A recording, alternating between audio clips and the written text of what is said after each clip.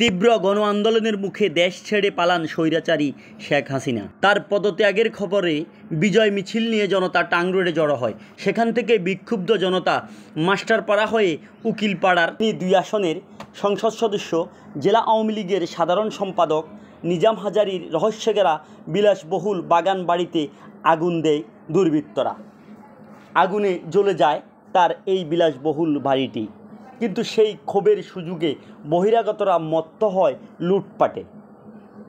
একেবারে প্রস্তুতি নিয়ে হাতুড়ি, দা, শাবাল নিয়ে এসে লুটপাট করছে তারা। ফেনীর ভাঙ্গারি দোকানগুলোতে এখন প্রচুর ভিড়।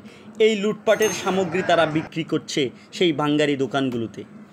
আর যারা এই লুটপাট করছে তারা কেউ স্থানীয় নয়, সবাই বাসমান ও টোকাই শ্রেণীর। কেউ কেউ সপরিবারে লুটপাটে মত্ত। লুটপাট থেকে রেহাই পাচ্ছে না বৈদ্যুতিক সরঞ্জাম, গাছপালা, আসবাবপত্র, হাঁস মুরগি, কোনো কিছুই। লুটপাট ছাড়াও সাধারণ মানুষের ভিড়। রহস্যঘেরা এই বাড়িটিতে কি আছে? সুউচ্চ প্রাচীর ঘেরা এই বাড়িটি এতদিন ছিল দৃষ্টির আড়ালে। দর্শকরা ঢুকে রীতিমতো ভিমরি খাচ্ছেন।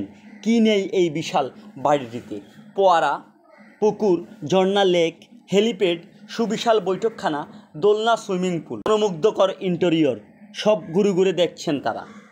যেই বাড়িটিতে প্রায় 200 কোটি টাকা খরচ করে নির্মাণ করা হয়েছে তা আজ মুহূর্তেই চুরমার। চলছে হরিলুট। এমন পরিণতিই হয়েছিল নিজাম হাজারীর গুরু জয়নাল হাজারীর। সেই পরিণতি বরণ করতে হলো নিজাম হাজারীকে। শুধু তাই নয়, নিজাম হাজারীর মাস্টারপাড়ার বাসভবনেও হামলা, অগ্নিসংযোগ, ভাঙচুর ও লুটপাট চলছে সমানে। বোর্ড কাছারি ছিল নিজাম হাজারীর মালিকানাধীন আরেকটি ভবন।